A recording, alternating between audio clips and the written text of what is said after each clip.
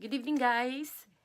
Ito uli po tayo sa ating How to Learn Japanese Tagalog version. Okay, ang topic po natin ngayon ay thank you, sorry, at excuse me. Okay? Sa tatlong words po yan, pero medyo masalimuot, kaya medyo mahaba-haba po to. Panoorin niyo po!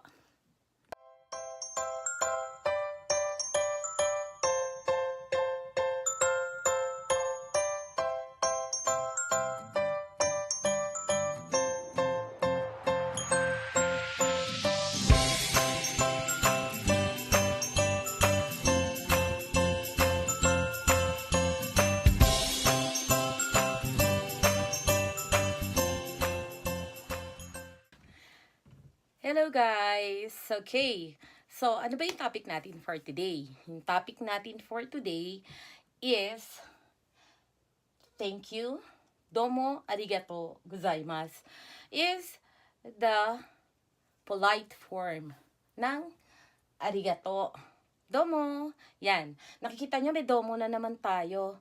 Kasi domo, masyado siyang maraming gamit sa conversation ng mga Japanese.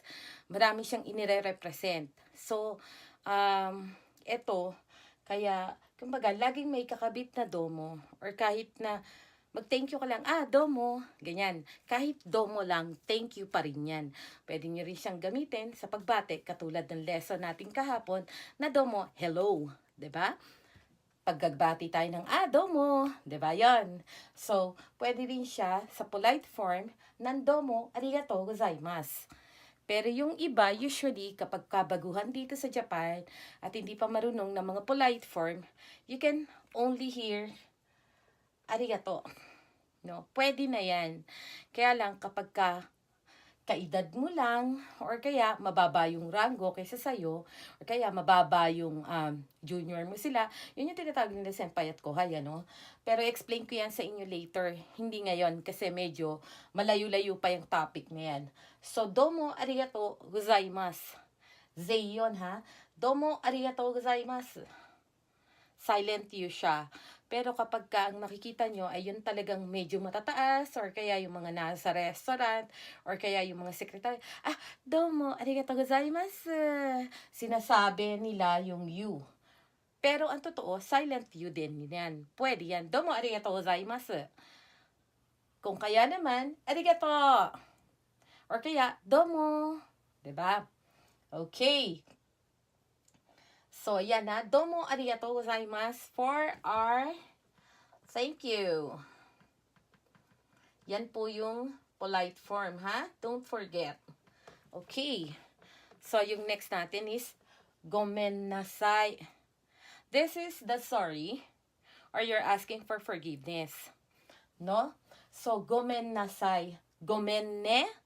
So, gomen ne, ito, magiging itong sai, matatanggal yan, magiging ilang yan. So, gomen ne, gomen ne, gomen, gomen, gomen ne. Yan, pag mga kaedad nyo. Pero yung polite form niya is gomenasai. Gomenasai. So, kung medyo mataas, o kaya, ito madalas ko sabihin, lalo na sa mga heads ko, moshiwake nai, moshiwake nai, moshiwake arimasen. Moshiwake arimasen. Moshiwake gozaimasen. Yan. Yan yung mga polite forms niya. Nung gomenasai. Moshiwake nai. Moshiwake arimasen. Moshiwake gozaimasen. No, actually meron pa yan eh. Yung talagang patawarin niyo po ako. Meron siya. Yurushite kudasai.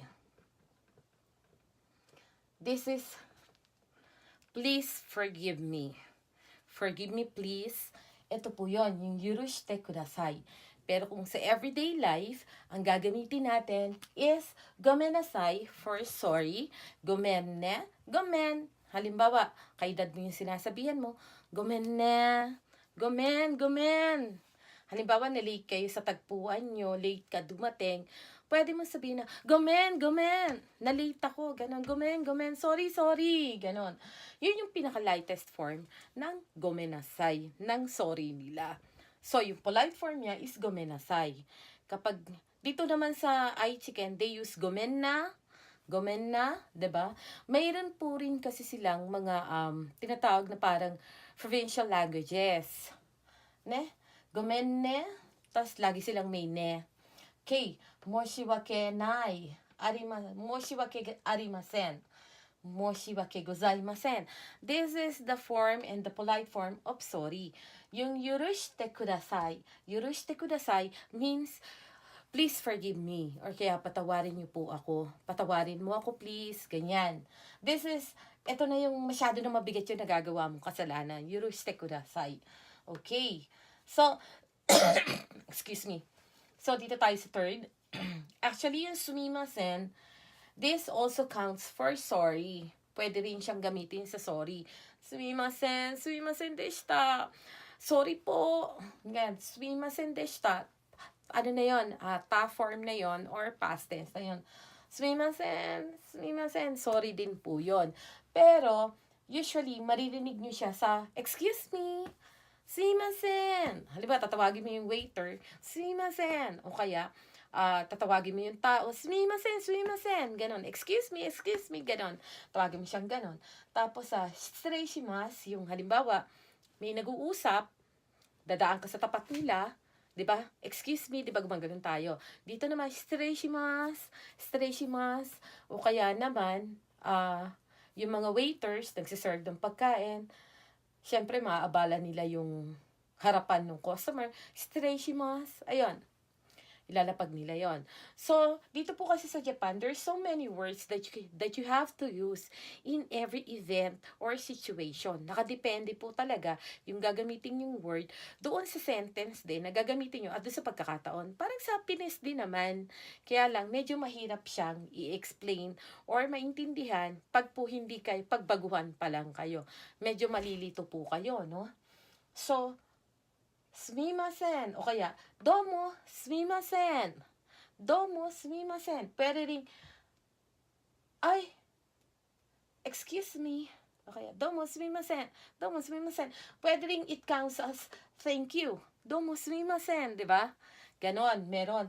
Medyo bihira pong gamitin yan. Pagsasamahin yan, dalawang yan, bihira pong gamitin yan. And usually, maririnig nyo yan doon sa mga parang mahinhin na babae na, diba? Yung mga elite na yung gumagamit. Madalang ko marinig yung domo sumimasen. Pero pinagsasama din po yan. So, shitsureishimasu, ganon. Tapos, yung gomen kudasai, gomen kudasai. If you're going to call for the attention of people, you can also use this. Gomen kudasai. O kaya kakatok ka sa pinto. May tao po ba dito? Pwede niyong gamitin yan. Gomen kudasai. Kakatok ka. Tong tong tong, gomen kudasai. Gomen kudasai. Yon, there's someone who's going out para asikasuhin kayo or something. Hindi niyo to pwedeng gamitin sa restaurant, ano? Yung gomen kudasai. Hindi rin. Bihira yan. So, pag sa restaurant, sumimasen, sa mga pamilihan, sumimasen. Pero pag talagang over busy na sila, di ka pinapansin, gomen, kudasai. Ganon. So, bihira po talagang gamitin. Ito po, usually, naririnig ko lang to doon sa mga establishment or doon sa mga bahay na kinakatok. Tapos, gusto tawagin ng atensyon kung mayroong tao doon sa bahay or doon sa establishment na yon. Pero usually, ang talagang maririnig nyo all over is yung sumimasen. Excuse me, sumimasen. Actually, ano to yung iba, para mas madali nyo to sabihin, simasen. Simasen. Tanggalin nyo to. Itong S, U, itong U and M. Tanggalin nyo lang. Gawin nyo yung simasen. Simasen. Yon. Pero talagang pagsasalita niya is sumimasen. Pero simasen, pwede na yon. Maintindihan na nila yon, ano? Okay. Sumimasen, shitsureishimasu, or simasen, gomen kudasai is some form of excuse me dito po sa Japan. Okay, eto na naman tayo si Domo. Makulit to si Domo. Alam nyo, mostly talaga lalabas at lalabas si Domo. No? Yan si Domo is maraming gamit. Domo sumimasen. Domo shitsureishimasu. Parang you're thanking them in advance na domo sumimasen. excuse me, parang gano'n, na may pagpapasalamat na antimano doon sa salita nyo. Okay? This, pag dinagdag nyo to, medyo magiging polite na yung dating na shireishimasu. Although, polite na yan, ha? Pero mas magiging polite siya kung kakabitan nyo ng domo. Domo, sumimasen. Domo, shireishimasu. Ganyan. Oh. Gomen kudasai. Domo. Diba? So, tingnan nyo din pong maigi kung paano gagamitin yung domo. No? Pero this is a form of thank you din. No, most of the time. Okay, so reviewin natin, ano? Domo arigatou gozaimasu. Domo arigatou gozaimasu. Domo arigato. Or kaya, arigato. This is thank you. Salamat po. Yan, diba? Gracias. Okay, gomen nasai, gomen ne, gomen na, gomen, moshiwake nai, moshiwake arimasen, moshiwake gozaimasen is some form of sorry. Whenever you have to say sorry, and yung polite form din niya. Tapos yung yurushite kudasai is please forgive me or patawarin niyo ako. Yurushite kudasai, patawarin niyo po ako. Okay, so do sa excuse me, sumimasen, shitsurei shimasu, simasen, no? Gomen kudasai is the some form of excuse me. Dito po, maghiraan po, shitsurei shimasu. Okay, tao po, may tao po ba? Gomen kudasai. Yan, ganyan. Pwede nyo mga gamitin sa mga instance na ganyan.